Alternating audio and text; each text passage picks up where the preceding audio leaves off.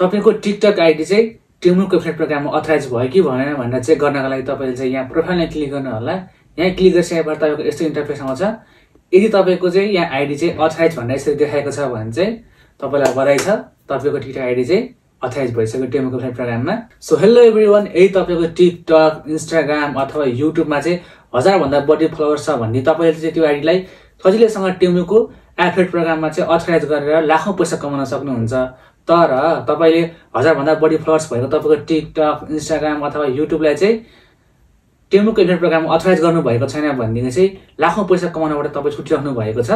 So यदि तपाईको TikTok, Instagram अथवा युट्युबको 1000 भन्दा बढी फलोवर्स भएको आइडीलाई चाहिँ टेमुको एफिलिएट प्रोग्राममा कसरी अथराइज गर्ने भनेर तपाईलाई जानकारी छैन भनेदेखि चाहिँ मैले कसरी अथराइज गर्ने भनेर एउटा भिडियो बनाएर चाहिँ मेरो युट्युब च्यानलमा राखेको छु।